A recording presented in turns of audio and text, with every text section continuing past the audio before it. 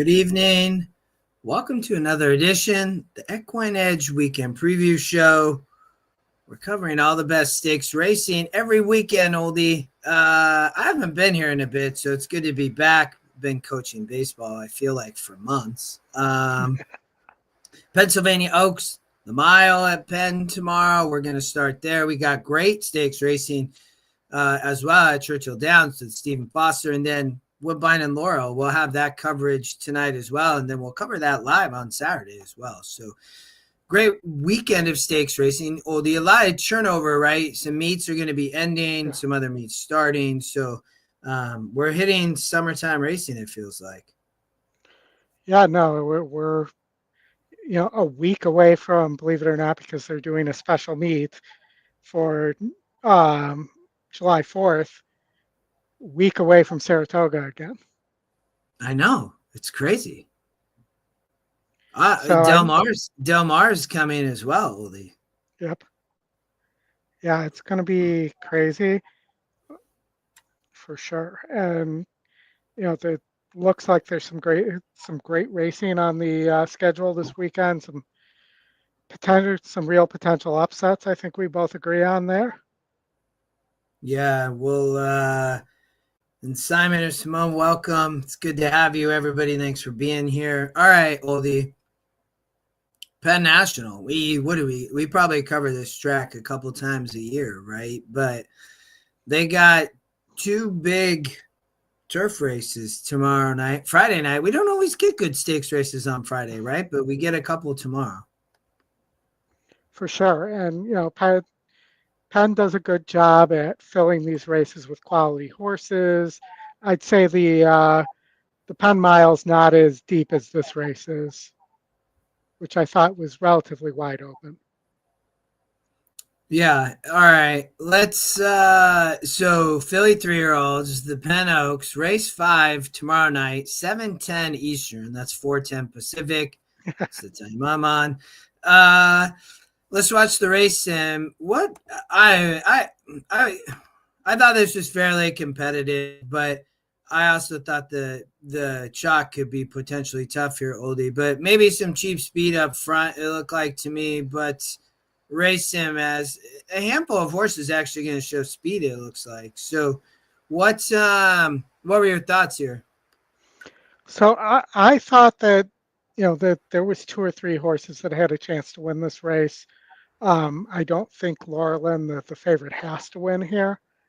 Um, I landed on Accent, the one horse for Chad Brown, broke its maiden at Tampa. He really likes bringing horses to Tampa. You get Pratt aboard there. You get a E morning line of 5-1 off an 8-1 morning line. So there's some value there too.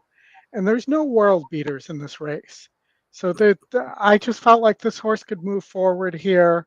Um, they shipped this horse for a reason when they could have had it in Saratoga or was training at Monmouth. That I think this horse might run a big one here. It's hard to come back and win off the maiden score, though. Agreed, but Chad Brown has a pretty decent record doing it, though. Yeah, I have Especially this on the horse. turf. Yeah, I don't I have this horse third or fourth. I would I ended up putting Laura Lynn on top. I mean, she's done nothing wrong, Oldie. I mean, she just keeps winning. Been in New York, Yeah. right? And one versus similar last out is gonna have, she'll be outside. There does look to be quite a bit of speed up in front of her. So I think she just has to break well, find a good spot. Country Carmouche continues to get the mount, which you love to see, right? Mm-hmm. So, you know, I just thought she was better than these from the perspective of, I mean, if she doesn't win, I think then you start asking a lot of questions who's going to win. So whether it's the one, like you said, I think there's some others, but I put her on top. I thought she had the best opportunity to kind of set the trip, in first this group. She fits. So Yeah. Yeah. And, I thought she was my second choice. And, I think has a big opportunity here. I just thought the one could get potentially first run there on that speed, on the cheap speed. Yeah, yeah. No, I could see it. I had the one in third. I did think the 3 or 7 had a chance, maybe. Candy Quest I put second. I mean, Castellano ride. I mean, also been in New York, been at Gulfstream Oldie. Raced here. It was on the rail and then ended up in the 5 post here in stakes race. They're going 8. So, you know, her win game at 8.5. They've been at 7.5, 8, 8.5. I thought she fit though. I mean, but I still had the 9 on top. But I thought Candy Quest might run okay. Yeah, I mean, I could see that. The one I really didn't like was the 3 Love You Anyway. Um, Same situation, a maiden here, GSR goes down.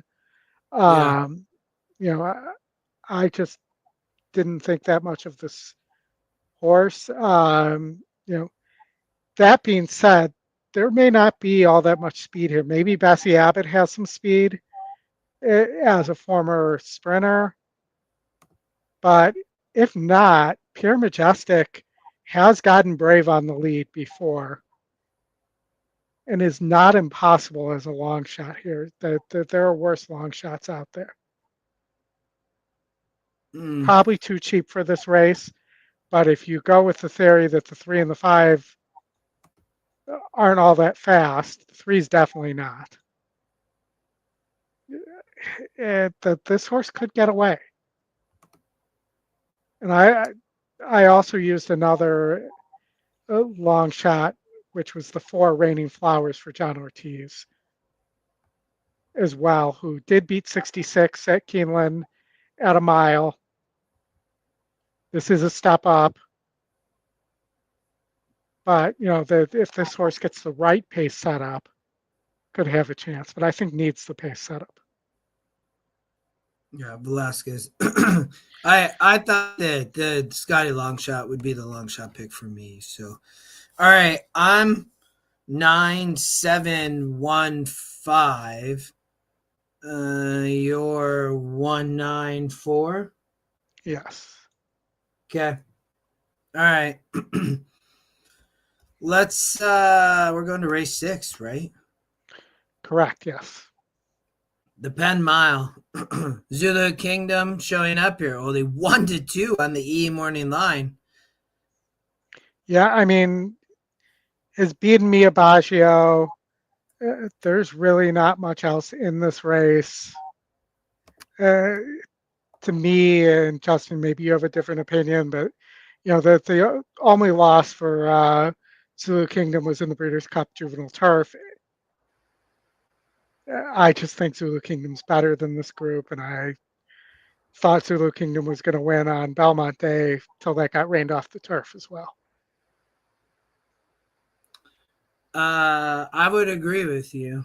I I don't really see him losing. I mean, he's won 5 of 6, Oldy. Pratt, Chad Brown. You and I, we can watch the race real quick. We don't have to. We could talk about this race, obviously. I mean, to your point, me Baggio. I mean, Zulu Kingdom beat me Baggio, right? I mean, there's some amount of pace up front, but when I looked at this, some of these just didn't really fit here for me. The 2 obviously I didn't think fit at all. Some of these just came for, like the 6 was coming from a lot easier. I mean, it's 2% in the long shot, but I mean, the 7 just ended up, the 5 been facing easier.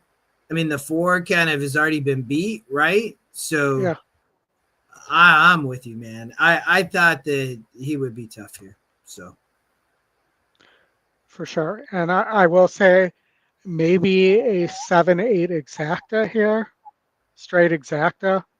The 8 has run some good races and did run decently on the lead in the Breeders' Cup Juvenile Turf as well. So there's some class there. I don't think the 4 and the 8 are both going to go. So I think the 4 is the speed they'll try to rate the 8. I think it's the 7 and 8 at the finish. yeah, not a bad exacta. You probably even, this horse like the 5. What I When I see verticals like that, Oldie, and I see a horse like the 1 States Rights, this horse to me would be the horse to probably look at from a try perspective, maybe. I mean, Sri DeVoe, Yeah, Jose going to be really trip dependent. I don't think this horse probably can win, but I would be using it in vertical because you're going to get a really good price. I would expect 8, 10, maybe you get 15 to 1. I probably yeah, not, but in a vertical, I'm with you. So all right, we're done at Penn, right? yep. We're on to Churchill. All right, Churchill Downs on a Saturday, actually. So hold Friday, Saturday. Churchill. Race 7 is the Facing Tipton, Florida Torpedo Anna Oldie. She's Yes. back.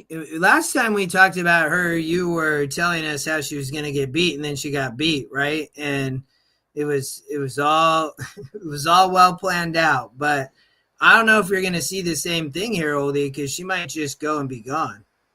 Yeah, I mean, besides her decided speed advantage, pace advantage here, yeah, both sides of the Chad Brown sandwich aren't here either. Mm-hmm. Mm-hmm. And the that gave advantages to horses like Tax that finished well that day in second. Um, Royal Spa and Jinjin are kind of class compromised. And I don't even know why Save Time is here. Yeah, right. I was like, I mean, there must have been something to have the race have 5 horses or something. Yeah, I'm Yeah, Sappy showing up with save time was rather interesting. yeah. I mean, it wouldn't be the first time that Safi pulled one out of the proverbial sack, but I think that Torpedo Anna should just romp here.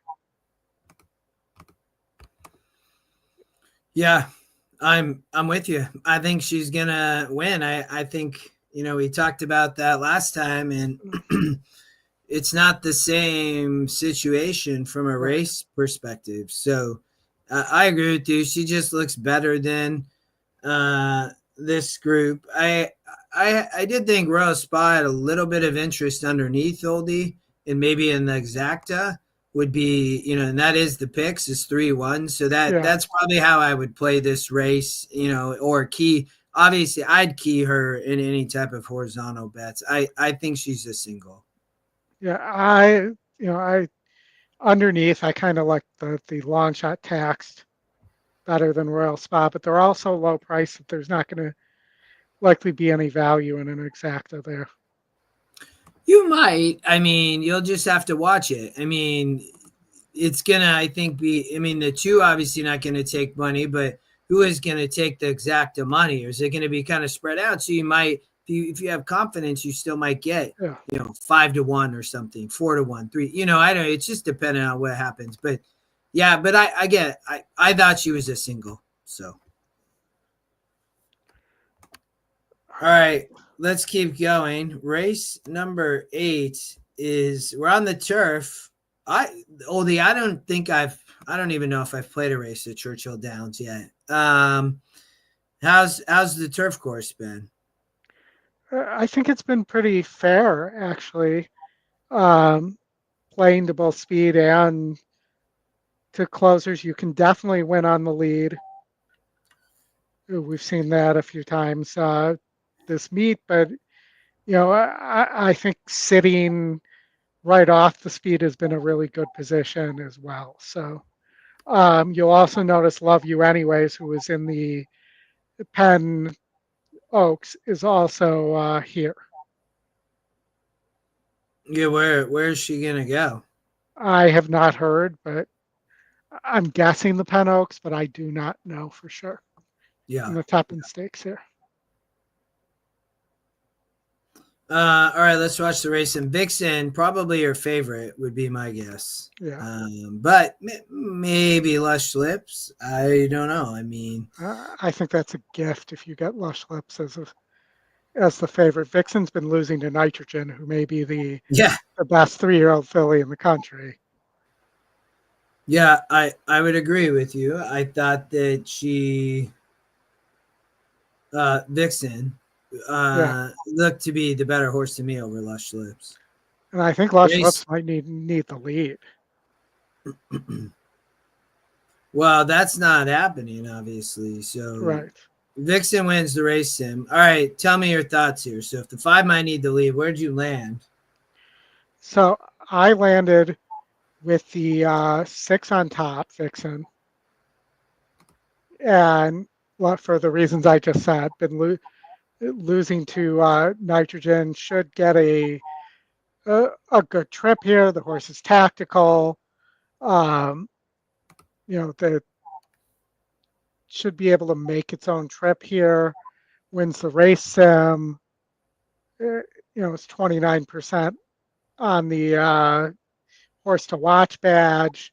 I just think Vixen is better than this group. I Yeah. did give a little bit of a chance to the 7 Nymph Island on the front end as well for Brett Calhoun. Winner of 2 in a row. It's a step up in class. But if this horse is that much faster than this group, as the race sim seems to indicate, that horse, that the way the track's been playing, might have a shot here. Yeah, but I mean, isn't the 5 going to have to be close? The 2's probably going to be close as well, coming from that sprint. But I mean, I understand what you're saying. I'm guessing there's going to be some amount of speed. I agree with you on Vixen. I put Vixen on top as well. So I mean, to your point, she's just coming from better Yeah. and winning. I mean, she didn't win these grade 2s, right? But you know, these were tougher. Irad rides back, which is I think fine to see. It's good to see. I mean, she should win. I Yeah. would agree with you, but all right. I the horse that I thought maybe had a long shot look was Princess Attitude, but I still think Vixen's gonna win. But a horse, I mean, ran fine here. It's been facing way tougher from a maiden special weight to get the career started at Gulfstream. So I like to see that. And then they just ship over here. I mean, ran fine last out, gets off the rail. I think she'll run a much better race for Vicky Oliver. So I'm not sure. I don't think I'm probably win Oldie, but I do think as a look in vertical bets. Just because I didn't like a lot of the Yeah. horses in this race. Like I didn't like the 5 at all. That's why I liked Vixen on top. So I think you probably agree. Yeah, for sure. All right. So both like the 6 Vixen. You could play daily doubles, right? Cheap pick 3s. That's probably what I'd be looking at, Oldie. Coming out of Torpedo Anna's race. So any other thoughts? Race 8, the Teppan Stakes. No, I think we're ready to move on here. All right. Booth. We've talked about this horse plenty of times, Oldie. And we have a race replay for Booth here. Hey, that's amazing. So before we get to that, there's the race sim. Booth was Booth's last race was on Pimlico Day, correct? Yep. And we covered this horse on the preview show of that and that's where I double singled in my pick 4. It was $36 and paid like $5,000 or something. Yep. But Booth was one of the horses and just a really standout sprinter. So all right, let's watch the replay then. So you got is this from the last race at this is from the Maryland grade 3 Maryland sprint. All right, let's see it. Well, we got to switch screens here.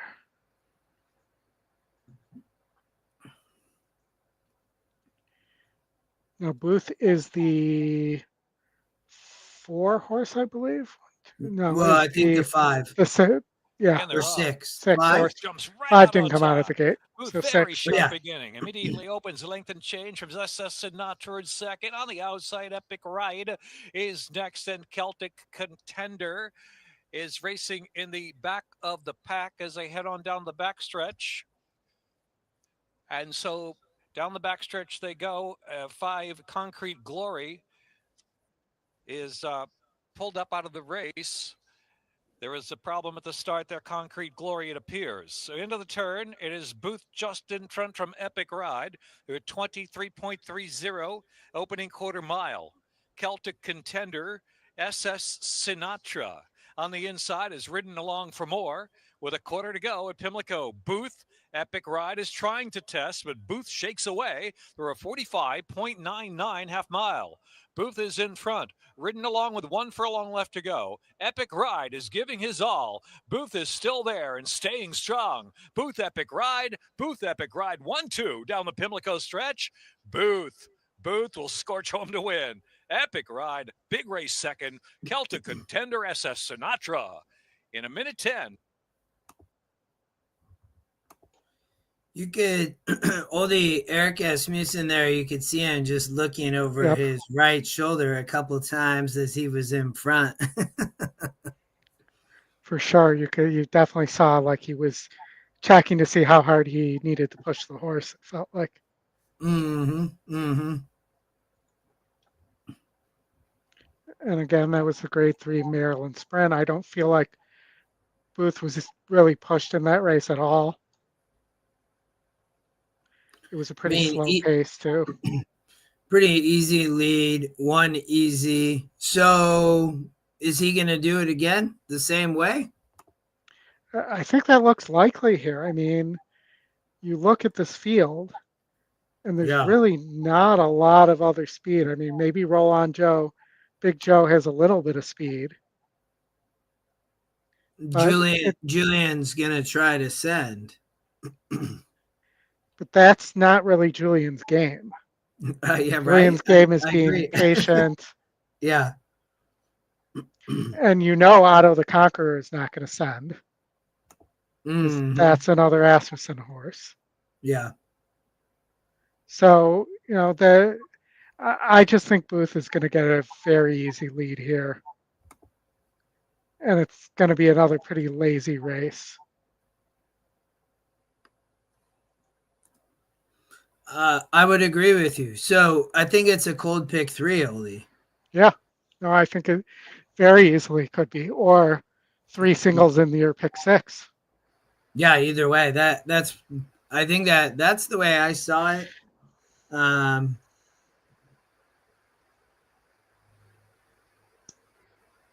The only other horse I looked at was Happy as a Choice. I thought Booth would be tough. I mean, I didn't really like any of the other horses, but I mean, only because Oldy Happy as a Choice comes out of just really tough 6 furlongs. I mean, now gets back to 6.5, which means predominantly been running at 6 though. I mean, all these wins have come at 6. So that was the big question mark, but maybe runs on underneath. But I thought Booth just get an easy lead and probably be gone. So, and is top win, top pace, top GSR here? And I'm trying to take a look at the badge percentage. Says 44%. My data says it's slightly over 50. So, either way, it's a very high percentage to win. Yeah, no, I agree. And again, Happy as a Choice is my, you might get some value too. Also, Oldie at 5-1 on the morning line. So, but underneath, I thought Booth was gone. It'd be 3-6 for me. And that's the way he had it. That Scotty picked. So I thought that was nice too. So, I mean, the one I think will take a lot of money, Oldie,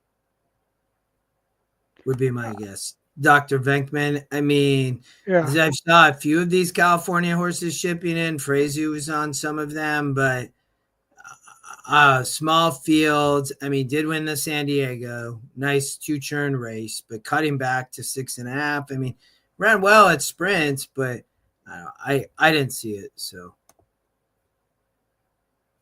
yeah, I mean, makes perfect sense to me that horse takes money, but I just don't see it.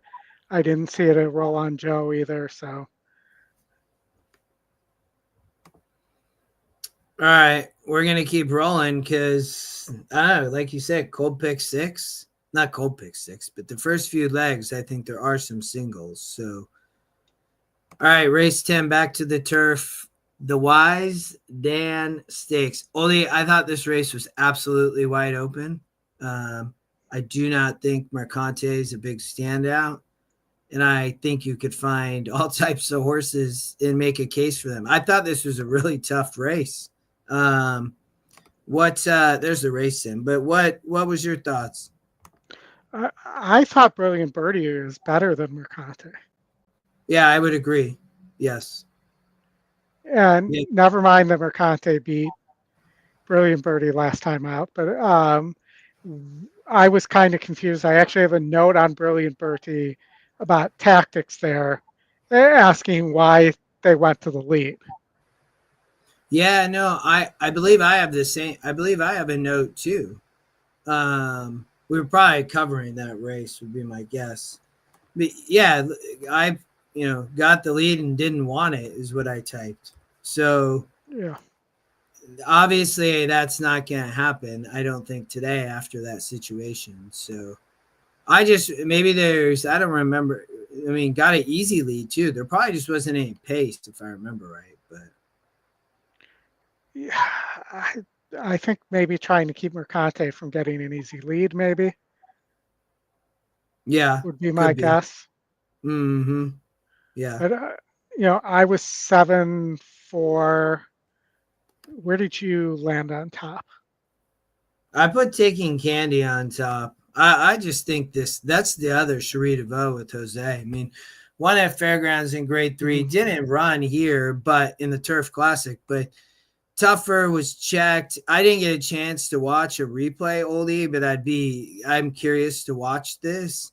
Has won at 8.5 at Saratoga twice, probably headed there, right? But Cherie obviously wanted to come here second off the layoff at Churchill.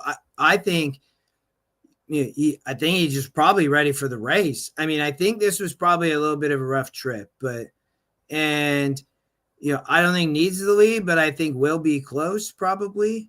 Obviously with Mercante, I mean, it's shown the ability to sit right off, has some amount of tactical speed. So I just thought that, could improve. Just so many of these Oldie it's been kind of running around the same levels and not winning a lot, like the 3 not winning a lot. Brilliant Birdie, I thought was tough for Cherie DeVoe, but I just went the other way to the 6. So yeah, so the 6 was my third pick there. But I also had a little bit of interest in the 3, Mi Hermano Ramon. Coming out of grade 1 races, this is a drop in terms of class, if not in SOR, but ran well in the Pegasus Turf, which was definitely better than this group. Maybe is just the type of horse that never gets there.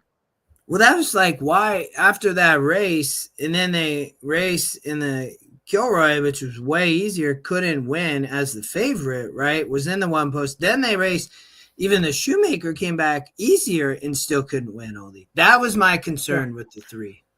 My answer might be that a mile's too short for that horse. Yeah, now they get to 8.5. I mean, they did win last time and 5 back at 8.5. So yeah. I could say I have this horse 5th. I mean, but I also went 5 deep, and my 5th horse was Laganos, the other Fairgrounds horse. Yeah, I mean, again, I could see it, Oldie. I mean, I thought Fort Washington had a shot. So, I mean, it won 2 in a row. I mean, something's clicked. Hasn't, all of a sudden is running in form, won at Pimlico, back-to-back grade 3s now. So I thought this was just a tough race. Like, I would definitely be spreading and, going narrow in those other races, obviously, that we went through there at Churchill, I would be spreading here. For sure. Makes sense. All right. So I was 6, 8, 7, and then even others, but 4, 3, 2, 9. I mean, it's I did think Tick and Kenny had a shot. And then you put the 7 on top, Brilliant Birdie, right? Yep. Okay. All right. All right. Race 11. That's Stephen Foster. Yes. With Mindframe, Skippy, Mystic Dan, Oldy, Sierra Leone, Yep. his show. And we were lucky. We got lots of race replays for this race too. All right, let's watch racing first. And then what replay are we going to first? We'll start with the Pegasus, and then we have the Gulfstream Park Mile, and we have the Hollywood Gold Cup. Okay. So Skippy, Mystic Dan. I mean, it doesn't look to be a ton of speed signed on, Oldie. No, it does not. And I think that First Mission could go, but Skippy. I went back and watched the Skippy race where the two of them faced each other at Oaklawn, the Oaklawn Handicap. And unless somebody went with Skip, there was a third horse that went with Skippy there, and Skippy was battling on the lead in that race and folded. If nobody goes with Skippy here, First Mission's not going to get that same trip. Yeah. No, I agree. Yeah. Yeah, I had Skippy on top. I thought you get a good price. I mean, when we looked at the Gold Cup, I don't think Skippy really wanted anything to do with 10 furlongs and still won that race. So I think that was fairly impressive, in all honesty. So, I mean, I think getting the cutback's a good thing. There's not a lot of speed, and maybe there's some amount of contention behind a little bit. You have Mindframe and then obviously First Mission, but I don't know. I thought Jose kind of could figure it out. I think you get a good price. I'm completely off of Sierra Leone, Oldie. There's no absolute way that I'd put $1 on that. And I'm seeing people putting fair odds on Sierra Leone at like 9-5. There's no speed here. The horse is pace dependent. We saw what happened at Fairgrounds when there was lone speed and he had nothing to chase into. This is very similar. I mean, did win the Breeders' Cup Classic, right? So, don't get me wrong, but oh man, I mean, look at how much money Sierra Leone burned too, Oldie. I mean, it's so much. But in the Breeders' Cup Classic, there was a horse. They went 21-2, I think it was, for the opening quarter. So, in the horses in the races that Sierra Leone has won, there have been extremely hot paces. Yeah. All right, I have Skippy on top. What about you? I have Skippy on top as well. I think Skippy gets his grade 1. Finally. And Skippy ran, so if I can pull up if you can switch the screens around for me here. So there's a reason I want to show the Pegasus. Okay. Not just because Mystic Dan and Skippy are in it, but because Skippy ran a sneaky good race here. We're ready for Pegasus World Cup number 9. I believe Skippy is the 9 horse here. It's either the 9 or the 10. They're off in the Pegasus World Cup. Locked was a step slow to get going. Last to break. Excellent start for Saudi Crown from down toward the inside, and Florent Giroux will send Saudi Crown right to the top. Stronghold comes away in second with an inside lane. Into third. Yeah. Brian Hernandez Jr. in the Kentucky Derby winner. My point when you see this is that Skippy didn't break well here. Racing outside of New Grange. Got pushed back further than normal. They've gone 4 ahead of Power Squeeze. And we all know that Skippy's not as good as White Barrio. They complete the opening quarter in 23-2. It's not flying, it's not crawling either. Saudi Crown has the lead by a length and a half. Mystic Dan races on the outside of a second running Stronghold. Moving out the rail in fourth is Mixto. Then it's a well-settled White Barrio. He's the gray. He's in the clear, and he's only about 2 lengths off the pace setter. New Grange is next. He's racing about 5 lengths behind with Skippy Longstocking to his inside. Then it's a 2-length margin. And we're buffering. Locked. He spots the leader about 6.5 lengths, working 4 in front of Steel Sunshine, then Power Squeeze, and Croupy is last. They went the opening half mile in 46-3, and they swing around the far turn. Saudi Crown yet to face a threat. He's a length and a half in front with 3 furlongs to And go. what I Mario makes failed his to move point into out second now. Moving up towards there the inside, that you may have stronghold missed from because it between was horses, subtle for a Mystic Dan, second. but he's dropping back, trying to get They underway as Lock. The had has to a lot pull to do. Skippy He's back for rolling like to a the split test, 7 second lengths there. off the lead, but the Grays are 1-2, and here comes Florida Derby champ White Barrio looming up on the outside, and he powers right by Saudi Crown. White Barrio is opening up with 1/8 of a mile to go. Back to second is Saudi Crown, Skippy Longstocking, and Lochter next. But this is a tour de force, a Pegasus World Cup to add to his Florida Derby and Breeders' Cup resume. White Barrio, sharp in victory.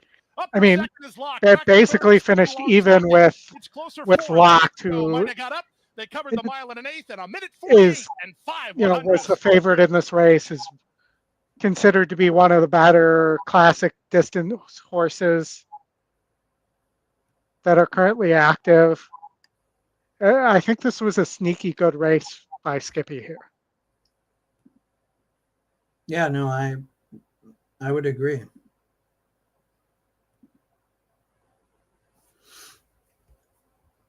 So that was the Pegasus. Skippy, Mystic Dan was in there, right? And so we're gonna watch. We're gonna watch the Gold Cup next, or we'll watch Mind Frame in the Gulfstream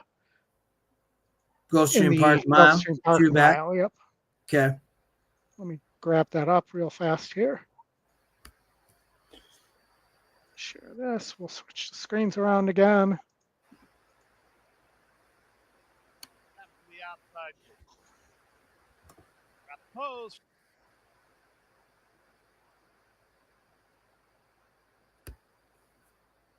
They're racing in the 81st Gulfstream Park Mile. Mind Frame was away cleanly, not overly quick, however, and he's being sent forward. He's back behind the speed, and that speed is put on by Encino. Mind Frame's the one here. The leader as they run out of the field. Jockey Irad Ortiz Jr. comes off the inside with Mind Frame, and now he's between horses. Out in the center is Counter Spy. From the outside, Lightning Tones is fourth, followed fifth by Shaq Diesel. Secret Chats to Gray in front of Awesome Train, and the late running Steel Sunshine is last of all. The quarter speed was 24 seconds flat. Pretty easy opening quarter for Luis Saez and Encino. They lead by a length and a half. Mind Frame is angled again. Now he's behind the second horse, Counter Spy. You can see Irad's trying to work him to the clear, and he's there now. Mind Frame at 1-9 is up into a joint third. Awesome Train is at the rail. Secret Chat is very wide with Lightning Tones. In between horses, Shaq Diesel and Steel Sunshine is last. The opening half mile in 46-3. Encino has the lead by a neck. Counter Spy is second, 4 wide Lightning Tones, 3 wide Mind Frame. Now Lightning Tones is moving, so Irad has to move on Mind Frame. He did, and he just took the lead. It's Mind Frame who now has a clear lead. He's a length and a half in front. The response was instant. Encino is running home from the inside again from last. Steel Sunshine underway. He angles 4 wide. And I will tell you, I saw on Twitter somebody say that Mind Frame has the slowest rags number of anybody in this race, the Stephen Foster race. They come past the 16th hole. Mind Frame looking around for competition. I don't really think Mind Frame was asked in this race or challenged where he had to run that fast. Mind Frame at a big short number wins the Gulfstream Park Mile over Steel Sunshine and big short number in 136-1. Yeah, I had Mind Frame third, so I never. It was morning line angle there, 7-5 on the morning line. Only going to be the favorite, and I mean that was Gulfstream Park Mile. It was 76 SR, and then won in 84 at Churchill back in May. So. I mean, I think 100% fits here versus this group. And, I mean, is Mind Frame going to be the favorite? I don't think so. I think Sierra Leone goes off as the favorite, which to me is a takeout reducer. So we should all be thankful if that's the case. It's true. All right, we got one more. Yeah, we got the Hollywood Gold Cup here. And I just got that up. Gold Cup. As Santa Anita Park presents the Hollywood Gold Cup. And they're off in the Hollywood Gold Cup. And Midnight Mammoth goes straight to the front. Paxawallop is up close in the early going, matching strides with Midnight Mammoth. Tarantino is close, so is Skippy Longstocking. Extensive goes one from the rail. Il Bellator is off the pace. He's 5 lengths off them, and Arrow the Great is at the back of the field. Paxawallop racing This off. was a very fast pace, by the way, too. And Midnight Mammoth makes it 3 virtually across. Yeah, I think I remember that. Extensive and Skippy Longstocking are racing side by side. Arrow the Great has made it over to the rail, just 4 lengths off the lead, and Il Bellator is outside of him. It's Raylu Gutierrez and Paxawallop in charge. 6 furlong pole in the Hollywood Gold Cup. They lead it by a length to Midnight Mammoth, who cuts into that margin second. Tarantino joined by Skippy Longstocking, who's able to rake kindly off the pace today with 3 to make up, heading toward the half-mile pole. Fabian Pratt has Extensive, 2 lengths behind that pair. He's joined by Il Bellator and Arrow the Great. Less than a half-mile to go, and Paxawallop continues to lead. Midnight Mammoth is called on now, set down, trying to close the gap on Paxawallop. He's fully extended. Skippy Longstocking now makes his move. It's a 3-wide bid as Midnight Mammoth takes the lead away from Paxawallop. Midnight Mammoth running a big race once again, joined by Skippy Longstocking. In behind them, Extensive has 3 to make up there at the top of the stretch. Herad Ortiz asking Skippy Longstocking to go by the big Midnight Mammoth. They pass the 8th pole head and head. Skippy Longstocking, Midnight Mammoth brave but a neck behind, and Skippy Longstocking starts to edge clear late. Add the Hollywood Gold Cup to Skippy Longstocking's tremendous resume. Second to Midnight Mammoth. Extensive was third. Taryn.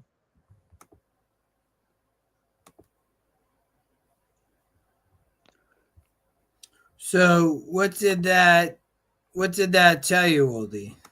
I mean, that told me that Skippy may not mind the fast pace. Maybe the slow pace is too slow for him, but it also told me maybe that the closers in that race weren't that good as well, but it was a gritty, I would describe it as a gritty performance.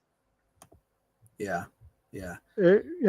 Having to grind out a race like that under conditions that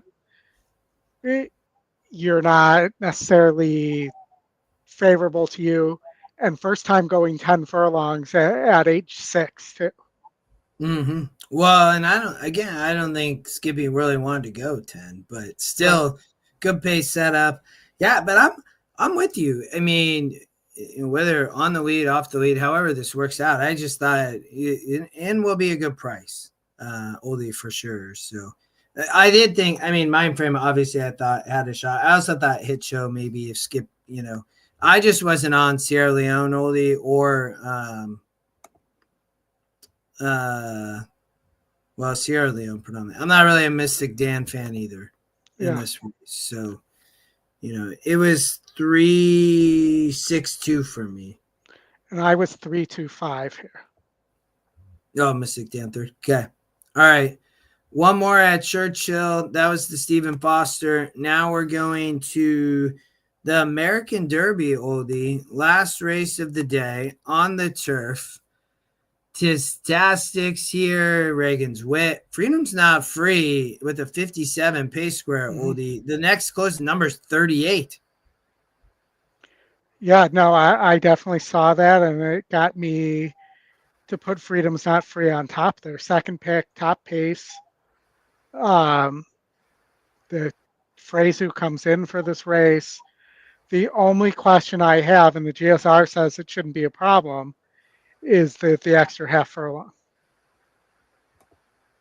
And Freedom's Not Free not only is the fastest horse early, but doesn't need the lead. Mm-hmm.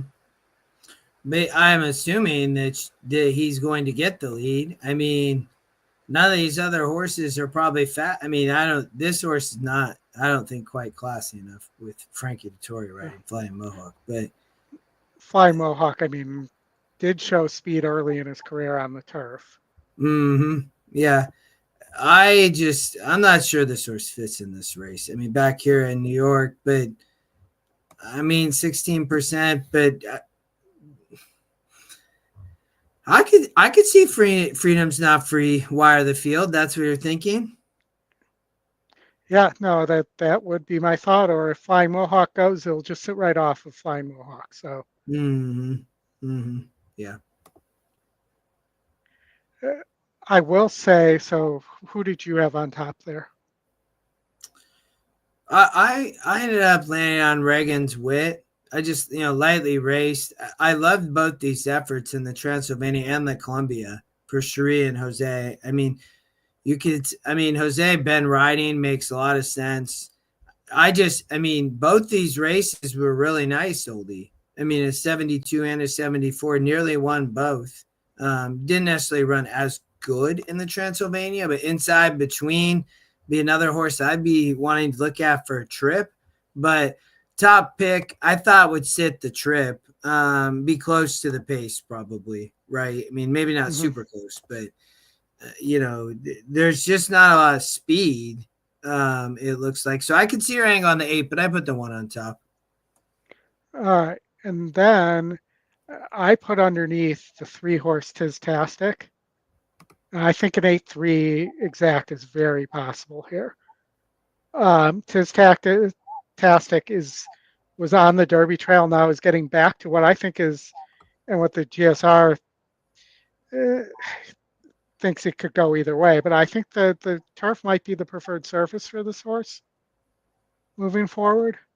Mm-hmm. And has run very well. Is undefeated on turf actually. I think Tistastic underneath is going to run a big race here. I'm just not sure if there's enough pace for him to get up.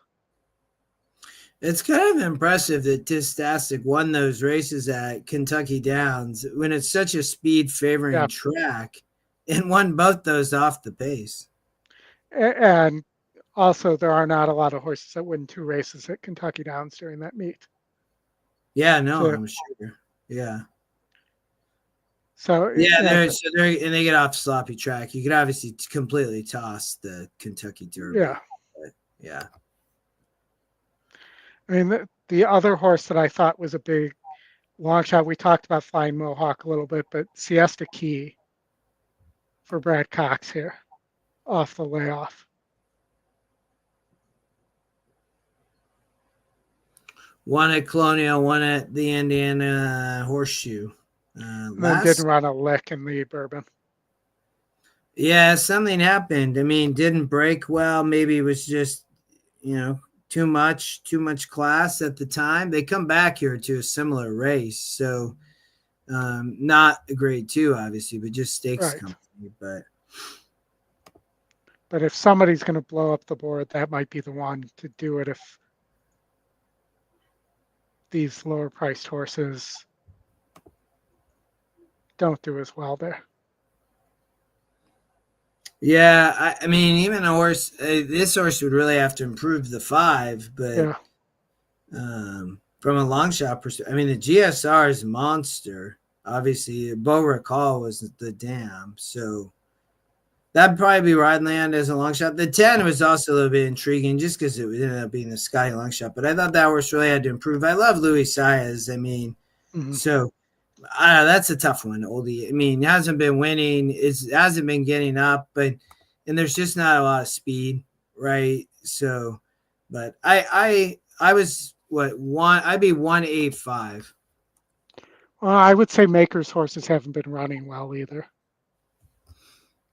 Yeah, people can argue that with me if they want, but that's my feeling. Giacoso, the 9. I mean, DeSormo, I don't know. Does this guy ever? His stats with like first time starters are so bad, and that's not a first time starter. But I remember at Fairgrounds, I was like, I just haven't seen him in a bit. I mean, raced in the Risen Star, now on the turf. I mean, the move to turf is very intriguing, Dar. I mean, I get it from that perspective. I mean, you could just toss all these races on the dirt in the synthetic, and you just look at the turf record and you're like, oh, okay. Yeah. What so, and here, I mean, did run 5th in a 74. I mean, I can't fault you liking this horse. Again, you get Ben Curtis. He's great jockey on the turf. So, I mean, again, you just toss all the dirt in synthetic races, right? You have 5 turf races and it's been really competitive. So, Yeah, no, I agree. I mean, I think that horse has a chance to get a piece coming late as well. all right. That's the last on Saturday at Churchill, Oldie. Any last thoughts of the Churchill Oh. Downs? Can't say I have one now. Just All right. We're Go. a little over halfway through. We're headed to Laurel Park next, not Lone Star. I accidentally clicked Lone Star there. Laurel Park race, was it 4? Yes. yeah. All right. You can see, Oldie, I trimmed this race a little bit. I thought there was only really 3 horses that even had a shot here. But it really, for me, it was the 3 or the 4. I agree. I 100% agree with you here. And, I think maybe the 4 getting back to 9 furlongs. I took notes on both previous 9 furlong races for the 4. The 3 is flying, Oldie. Yeah, but the 3 has to fly because the 3's typically pretty far back.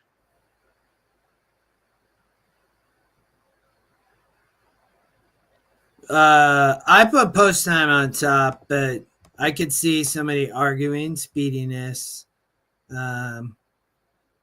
Brittany and Post Time didn't win the grade 3 blame last out, but that was at 9, right? Blinker's second time. Sheldon back aboard. This horse, Oldies, hit the board in all 17 starts. Pretty impressive. Yeah.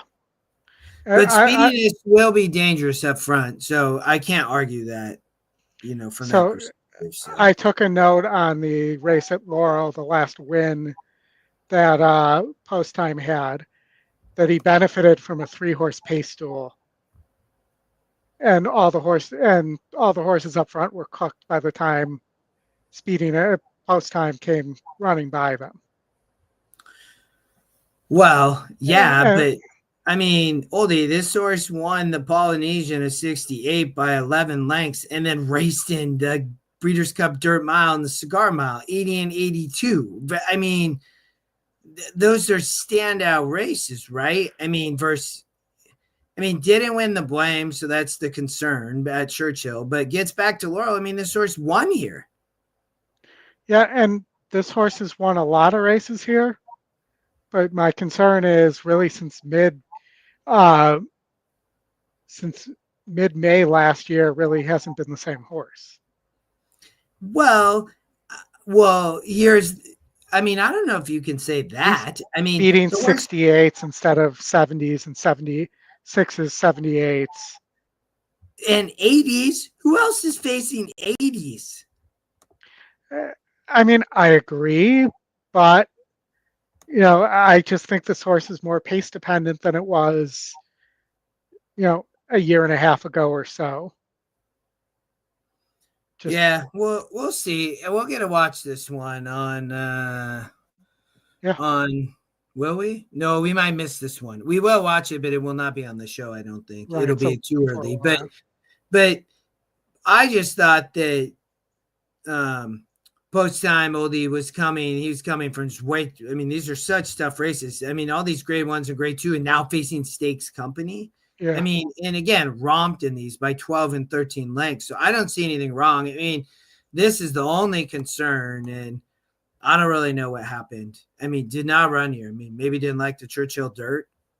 Could be, But other than that, but it was just not a great group. But I could see the angle on the 4. So I was 3-4, but I was 4-3, And what my notes that I took on those races were on the 9 furlong races on speediness, the horse has to clear.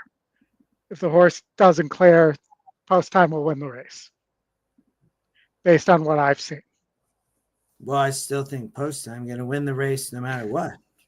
Well, we'll see. No, I do. The 4 got a little bit of a look, but And I really think the 6 has to improve. yes, I would agree with you. I don't think the others fit. No, not at all. Okay. All right. We are headed to race number 9. The Almanor Stakes. Yep. My note on the 8 horse here says friend of the show. Mystic Lake's a friend of the show. We've had him on several times this year. Mystic Lake looks like he's going to romp in this race. I agree. 100%. I think Mystic Lake is the cut above this group. And even though Mystic Lake is the fastest pace number, Mystic Lake can also rate. And, was running in some really good grade 1s earlier this year at Keeneland. And we also covered him at Gulfstream and the Inside Info on Pegasus Day. So, Mystic Lake, I think, is just better than this group. And for me, was the play.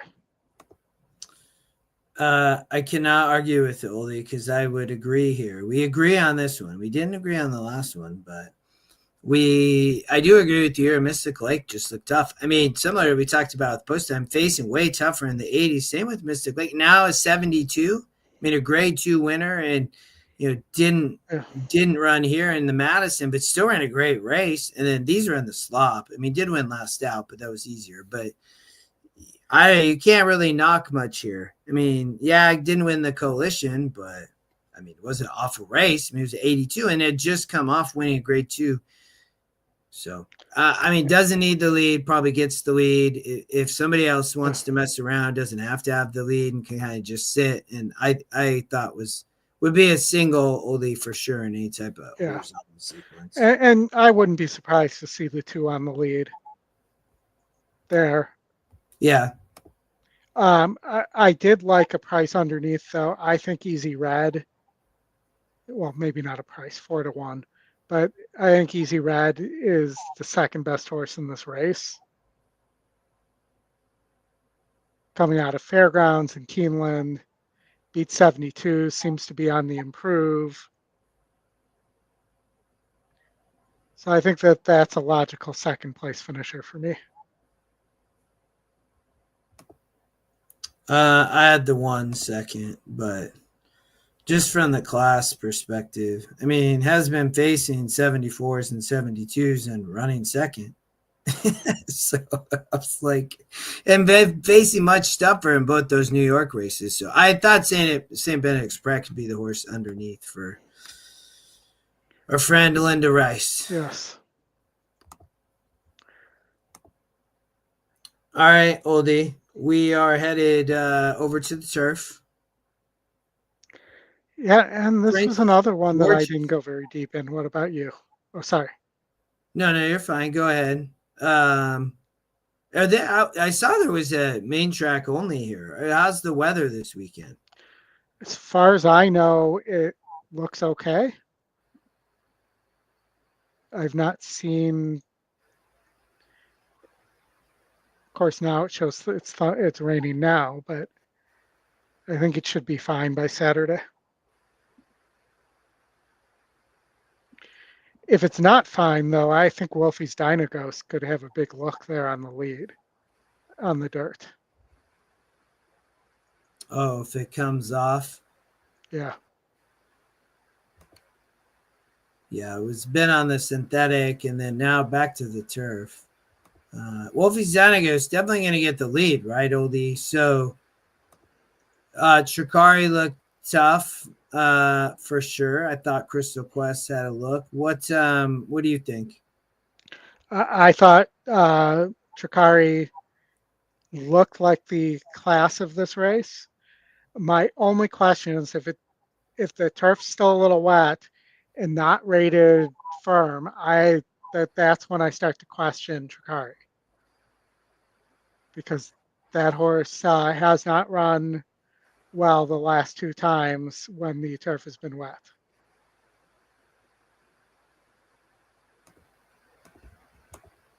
So both times Keeneland and Pimlico didn't Yep. run, to your point. So But if that's the case, if that happens, I'd be on the 5 King Max. for Delgado, Chantel Sutherland's riding at Laurel Park. Yep. Comes out of Gulfstream for Delgado. Yep, and nearly won the Grade 2 Fort Lauderdale, nearly won the Grade 2. I'm not sure what that one is, but at 11 gets back to 9, where the Fort Lauderdale was run at. Obviously, the Pegasus was too tough for this horse, but the Pegasus turf, didn't embarrass itself. Definitely, didn't finish that far back in that race that spared a St. Louis one. Mm-hmm. No, I thought King Max had a look. I had Tricari on top, Oldie, but I mean, you and I think, see this race really similar. I think the 7 obviously could be a long shot from a pace perspective, especially if they come off the dirt. I think Tricari is a question mark, but I do think it's probably the best horse. I didn't really like some of the others. The 3 was a horse that I kind of looked at from the Clement horse, Oldie, of like, okay, what's happening? But I thought I needed a big step up. So I was 2, 5, 7, and then the 1 would be 4th. But I like her angle. I mean, the King Max angle of getting back and the cutback, and this horse has been facing tougher at Gulfstream, I think is legit from a long shot perspective. And GSR goes up 11 points on the cutback. I actually think I'm going to put the 5 on top. I'd be 5-2 then. I mean, I just think there'll be really good value, I think, here, Oldie. I don't know. 2, I think the 2 going to be tough, but I'd be 2 or 5. Yeah, that's me as well. Yeah. All right, let's we got one more at Laurel Park, and then we'll spend probably the last 30 minutes of the show looking at our good friends at Woodbine. So race number 11, the Frank J. De Francis Memorial Dash. They're going 6, Oldie. The win percents, highest is 19, lowest is 7. The morning line really doesn't like that. I was surprised that Super Chow was 9-2 and only 7%, Oldie, but Happy as a Choice shows up here versus that other race. Happy as a Choice is very interesting here.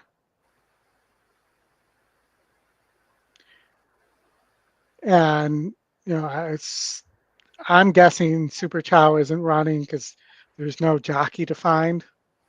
It's listed as undefined. Oh, yeah.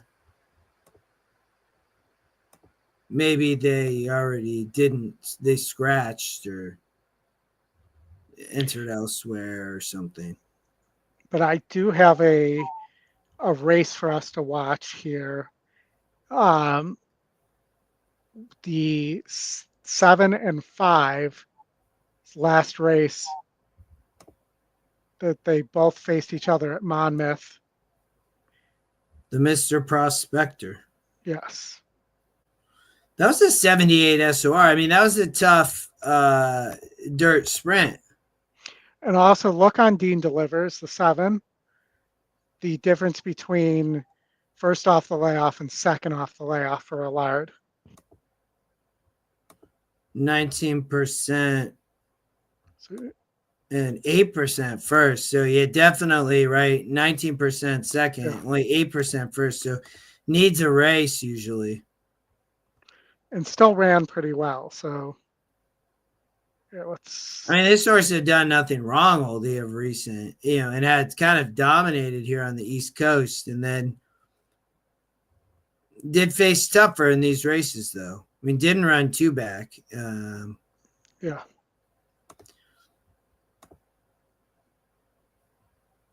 All right, you got the video? I have the video. Let's do that here.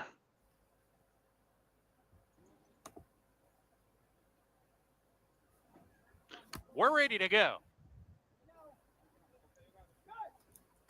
Tone to Mr. Matt Bitterman here. They're off, and the Mr. Prospector, Lotta, just stood in the gate there, ended up coming out, but is well behind, was very sluggish out of the gate. Super Chow to the lead at once. Bucarina is going to match him about a neck off, and these two hook up. They put 2 lengths on Subrogate, who's off the So, and the 6 is here too, Super My Chow. Handsome Man and Lotta at the tail after the bad beginning. Half mile to go. Super Chow on the lead, just a neck in front. Bucarino second. The 2 favorites 1-2 as they go into the 4-turn run. Subrogate right behind horses right now. Third with Dean Delivers, who goes okay in the 3rd position. And the 5 is the Sneak 1 away here, as I and say the that, Dean though. Delivers the 7 is the Chow 4. under a ride. Bucarino on the outside, going better, it appears at this point. Top of the stretch and the Mr. Prospector. Bucarino on the outside, the rider riding this one with confidence. Paco Lopez, Super Chow, Amisael Jaramillo all over him.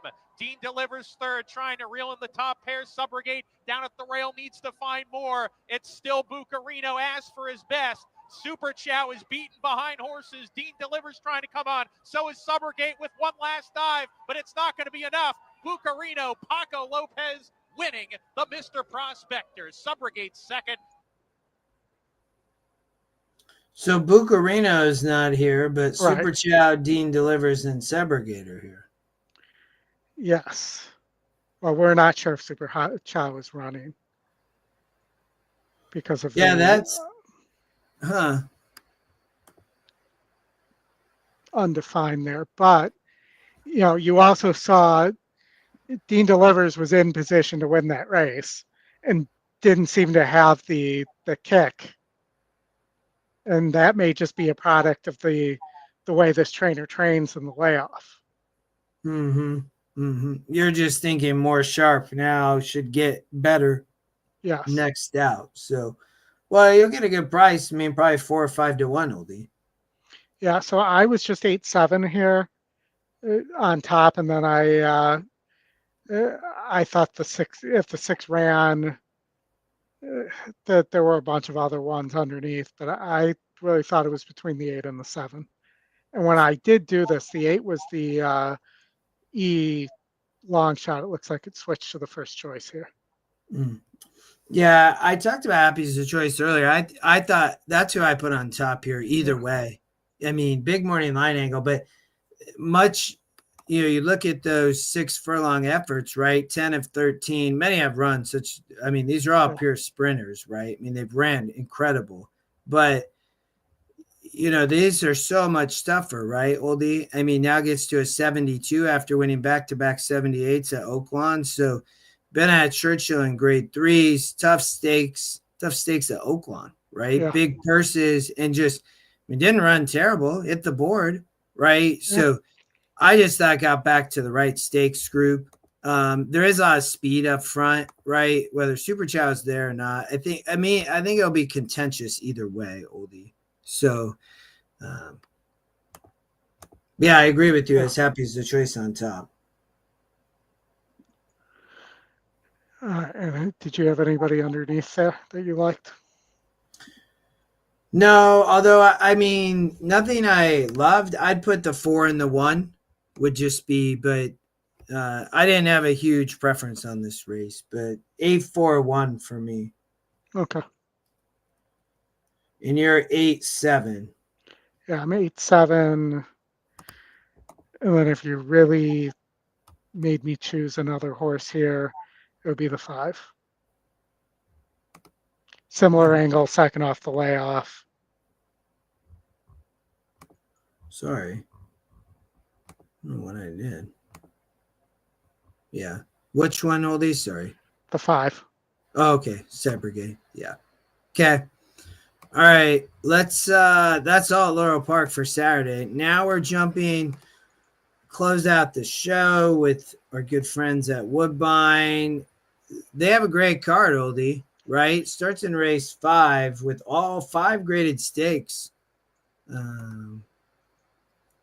The first one got a horse named Megalodon. People probably love that. Big favorite, big GSR, 43%.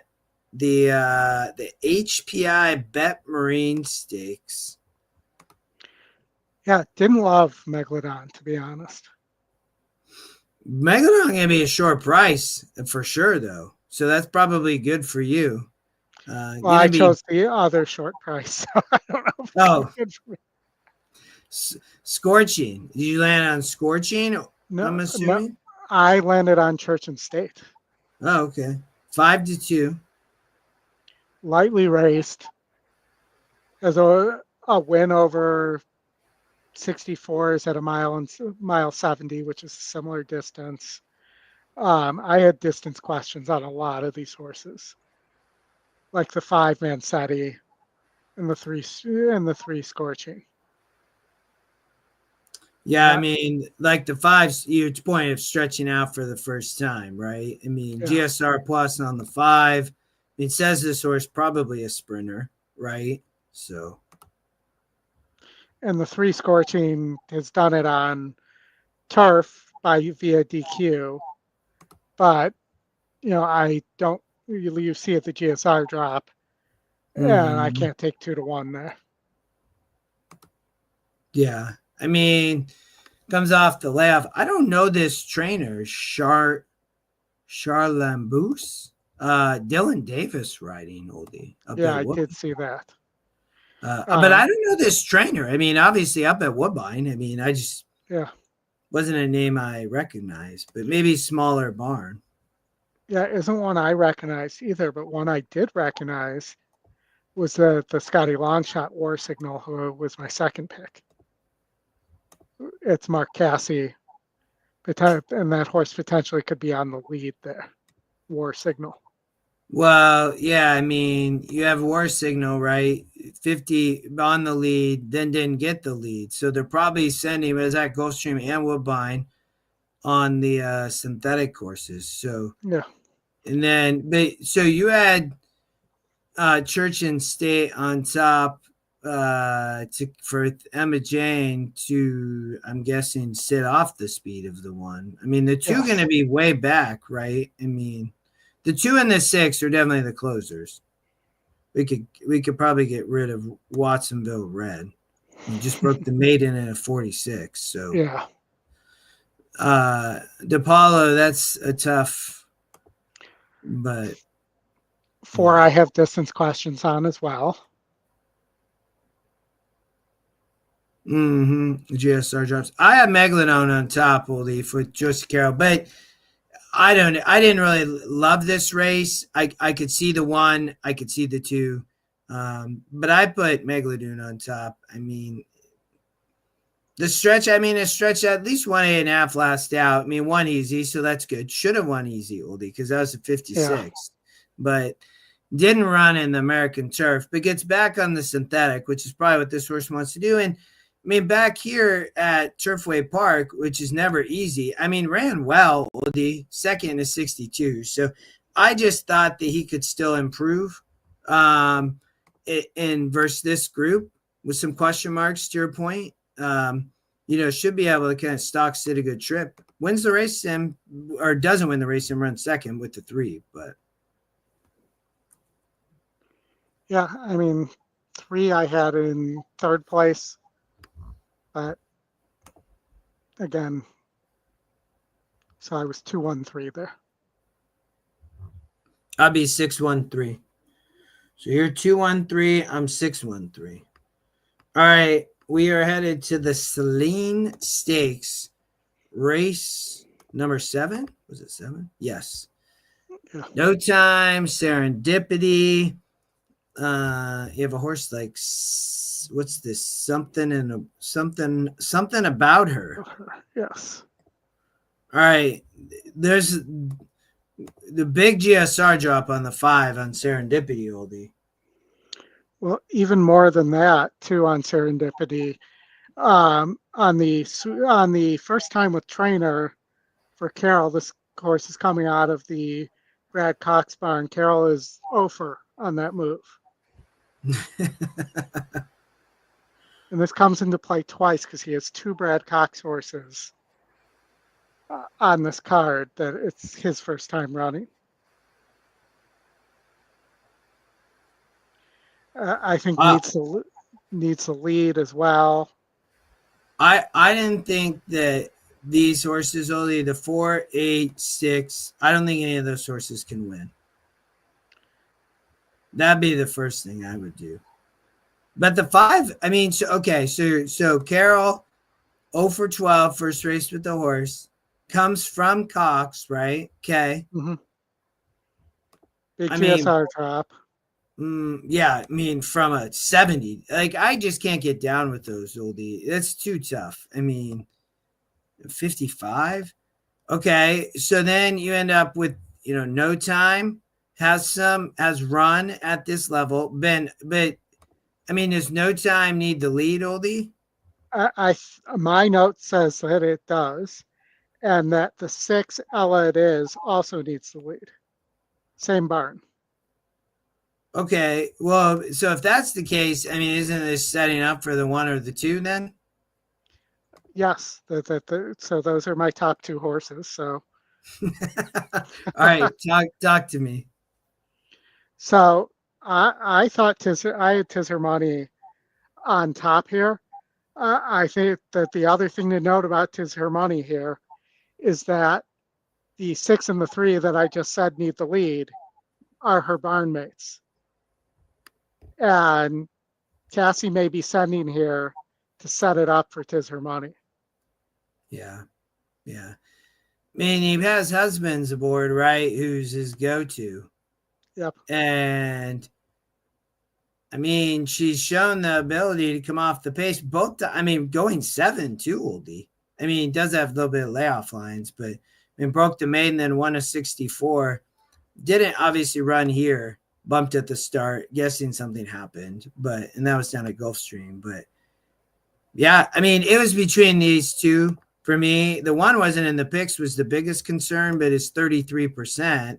I mean, should have something to chase for Brendan Walsh, right? Yeah. I mean, ran well here in a 66, but has a grade 3 win going this distance on this course. Yeah. And I'd be curious, Ollie, the price you get on the 1. Like, is E going to be somewhat correct, and this is going to be the third-ish choice? I mean, the 5 and 3 going to take all the money, but yeah, I just thought there was a little bit too much pace here. Set up for the 1 or the 2. Agreed. All right, I beat 2-1. I think you're the same. Would you have 2-1-3? I did have 2-1-3. Yes. Okay, and good value potentially, Oldie, on Tizhermani too. I mean, you might. I guess you might get 5-1, 6-1. Maybe you'll get a little better. I don't know, but all right. And we got 3 more. Yes, race number 8. One of our most favorite horses of the show, Oldie, is here. Yep. Patches with My Boy Prince. These 2 face each other fairly regularly, right? I mean, I feel like at least we talk about them. Maybe they don't face each other, but we talk about them in various races. And I think they're often have been on the same card. But now they face each other. Sorry. No, I was just saying now they're facing each other. Yeah, and this is going to be a tough race for Patches, I think, here, just because there is other speed here in My Boy Prince and Time to Shine. But I also think My Boy Prince doesn't always go and maybe a little better not on the lead. Yeah, I mean, the race sim has them trying to rate off the pace.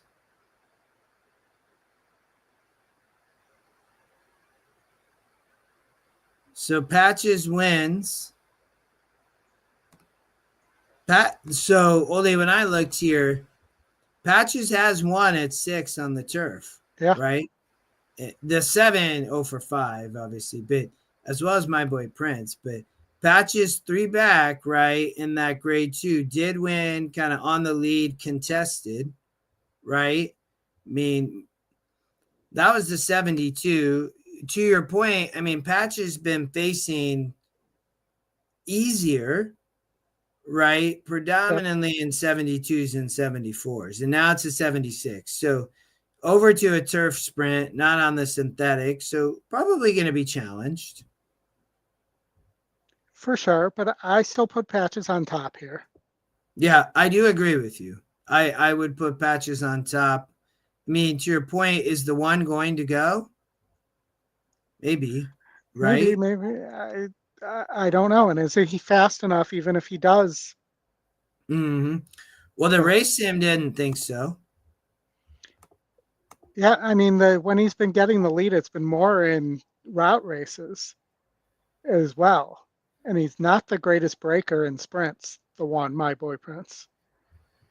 And then you're breaking from the one post. It's a tough spot, right? I mean, was in the 10 post, was in the 1 post here going 2 churns, but doesn't have a lot of experience. But also, I mean, it's just it's a tough spot. I mean, all these times been inside, but only one time been on the rail there. But I thought they were the 2 main horses here. I liked one other horse. All right, go for it. And I'll also say the picks had it, because that other horse is Ms. Tart, who is cross-entered here, though, in race 10 as well. And I'm not sure which race the horse goes in, but did win against 6.5 at Woodbine last time out.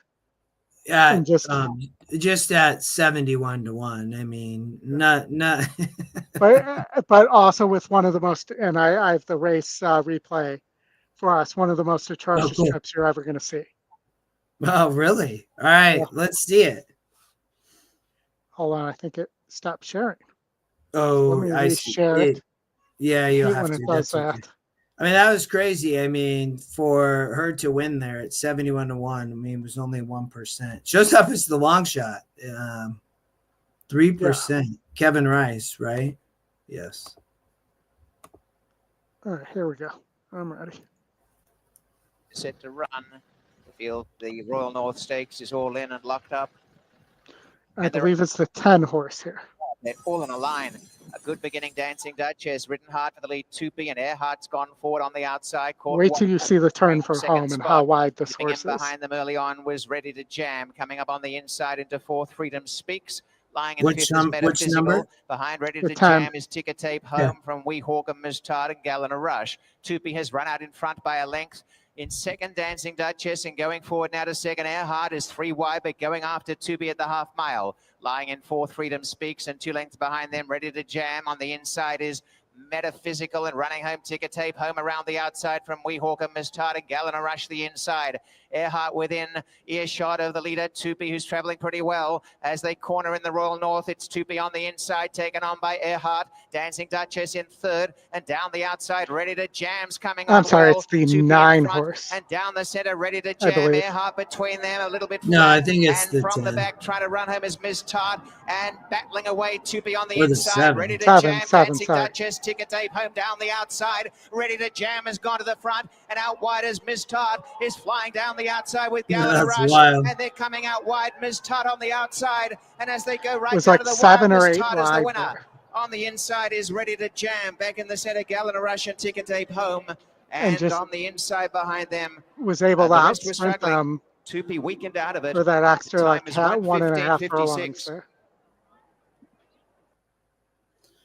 I mean, that that race was probably so much easier, right? I mean, I don't know. I think that's a tough task here versus Patches and My Boy Prince, but maybe to get up for a piece. But that was crazy. 71-1 that day, Oldie. Yeah. And like I said, it would be a pace meltdown. Yeah.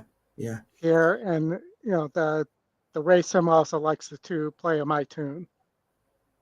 Play a Mia. Yeah, I mean that for Josie. I mean, I would say that was Fitz. I mean, that's where I would look if I was looking elsewhere over Patches, but I don't think this horse is a turf horse, though. yeah, I mean the GSR drops, so I agree with you. I mean, has been on the turf and not winning, so I don't know. I'm on Patches. I think Patches is gonna win. Put My Boy Prince away, and that's what's gonna happen. So. All right, we got two more up at the Vine. Race number 9, the Dominion Day Stakes. Oldie, a grade 3. Essex Serpent with a lot of speed. Fantastic again. And our good friend Fly the W, Oldie's 4-1 on the E morning line. In from Gulfstream. I originally had Fly the W on top. I just don't know if there's enough speed here. I mean, they're all backing up. I mean, the 8's the one that wins, right? Classic Mode Time. Yeah. All right, you put Fly the W on top. No, I was going to, and I chickened out. All right, well, where did you put the 8 on top or the 7? I did end up with the classic, the 8 and the 7 on top, those two. Now, if the 5 scratches out, who I don't think will win, I think the 7, either one of them scratches, the other one wins, is what how I should say it. Oh, you're saying if for some reason one of the 7 or the 5 scratch, then the other one will wire the field. Yeah, I mean that they have such a pace advantage. I mean, you're talking almost 50 points if the 5 scratches for the 7. Yeah, no, I would agree. I mean, I'm not really a fan in the 5 is adding Lasix. Victor Espinoza is riding at Woodbine. What, since when? For Wesley Ward? I know. I don't know. What? I have not seen Victor ride at Woodbine. So I think that he may be here just to ride this horse. I just think that there's too much speed. Well, and this horse just never finishes off a race. Like the wins are against 66s and in allowance races and some low-level non-graded stakes. I mean, when you look at, I was looking at the records, Oli. I mean, Lifetime, we have some big winners in Fly the W and Fabulous Fab. Some of these, like the 3 kind of struggles to win. The 1 Bail Us Out lightly raced for Kevin Attard. Moran rides, but, and gets back to the synthetic. It was hard, when I looked at this, the classic Motown was a tough to look around, Oli, because won first time out back in May for Drexler. I mean, and that was a 72 is tougher than this group. So that's where I landed on top to go back to back. Hit the board in 17 of 22. I think we'll run a good race. Was obviously fit and ready here. Won at 9-1 too. So. Well, with 2 Drexler horses in this race, it should be noted that Fly the W is getting the first call rider. Yeah, I mean, maybe you shouldn't chicken out, and you should. I Fly the W has a shot. To your point, I mean, very pace dependent. To your right. I mean, these wins got to have the perfect setup is the concern. Second time Drexler. 22%, 17% off the layoff. The horse seems to be working fine. But really it's been more of like a handicap type horse. 21 wins and 47 starts, though. Well, that's impressive. I mean, Yes. 480,000, but I mean, they've been easier races though, right? So, I mean, when you look at all of those, was racing optional. Those are all optional claimers. Yeah. So, and at age 9, does he want to go 9 furlongs? I know. I mean, you look. I mean, is 0 for 2 as a second and a third. So, my comments probably no. But and that now you see why I talked myself off of it. I do. I'd be, maybe the 7 inch. I like the 8 on top. I'd be 8-7, probably 1 bail us out would be my kind of longer shot pick. It's his Scotty long shot. The picks kind of, I think, have it nailed here. Would be kind of my perspective, but classic Motown. I like the price. I mean, you get around 4 to 1. Yeah, I was 8-7-4, so yeah, I'm right there with you. All right, we got one left. All right, this race, we've covered it for years, Oldy.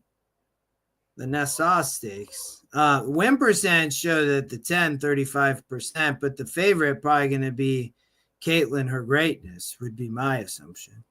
And in my estimation, that's a synthetic horse, real horse, but likes the synthetic. Yeah. Yes. And that's a gift if that's the case. Yeah. I mean, well, look, but the GSR drop obviously concerning. Has run against some classy horses on the turf, but also needs to be pretty forwardly placed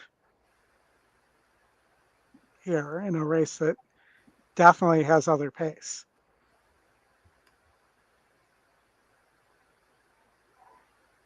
Well, she wins the race, Sim. She won a 70 last out.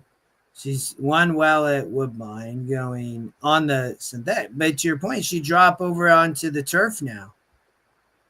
Yep. I mean, she did win at 7.5, but that was a lot easier. I mean, that's a 58 allowance, and now in the grade 2. I mean, this is a very competitive race for her. So I would agree. I think she's beatable, Oldie, on the surface switch. Who did you have on top here?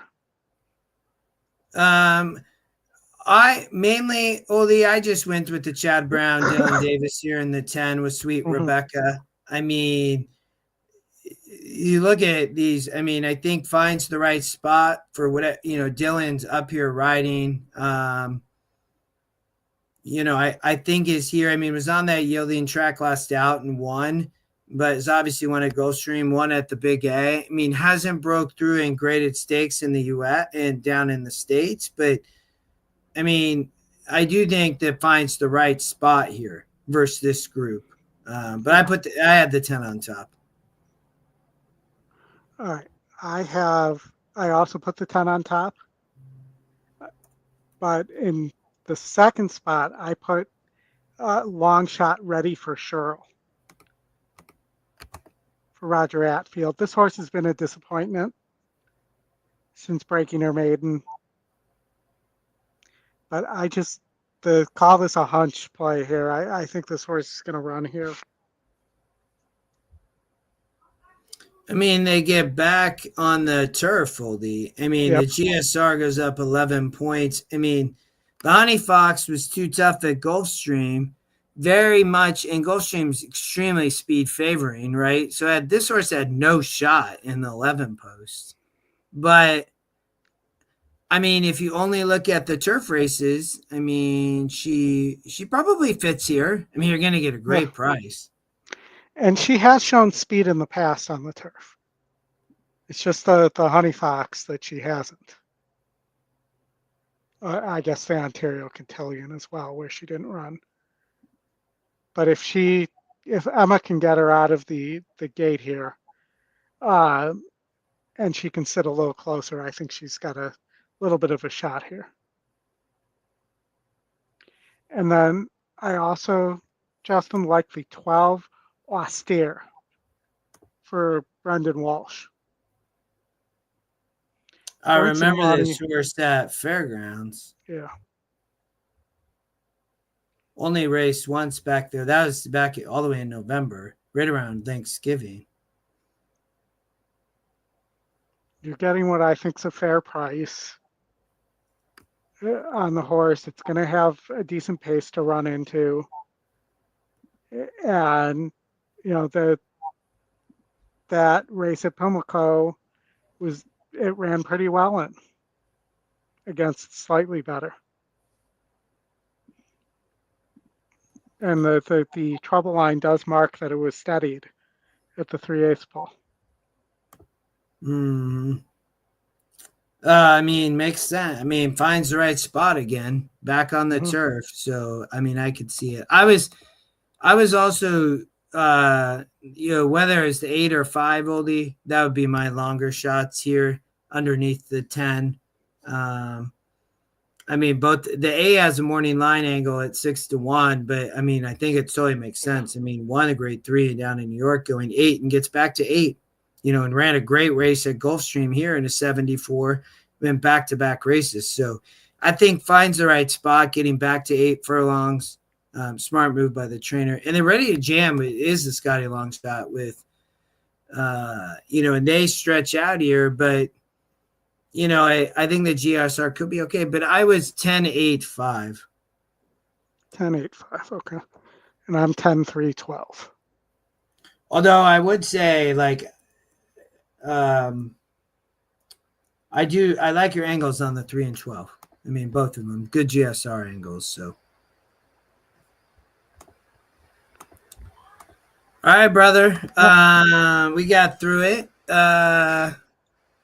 About at 90 minutes. That's not bad for 17 races that we covered. Good weekend of racing coming up. No, looking forward to it. We have the Road to the NHC tomorrow at 11:30 Eastern time with Scotty and David. We have the stretch run on Saturday with all these live races from Woodbine and Laurel. And that is going to start at 3 p.m. Eastern with Justin and I. So please make an appointment in your calendar. Join us. Let's have a good time. Let's have fun. And thank you, everybody, for watching. All right, Oldy. It's been a pleasure. Thanks all. Hit the like button. Hit the subscribe on the way out. Dare, Henry, thank you. Everybody else, thanks for tuning in. If you catch this on the record, got plays Oldy all weekend, Friday and Saturday, starting with Penn tomorrow and great racing on Saturday. So it's been a pleasure all. QR code up above too, Oldy. 3 free races per day, right? 3 free races per day. And don't forget to hit the like and the subscribe button on your way out. All right, everybody. Have a good evening. Chat soon.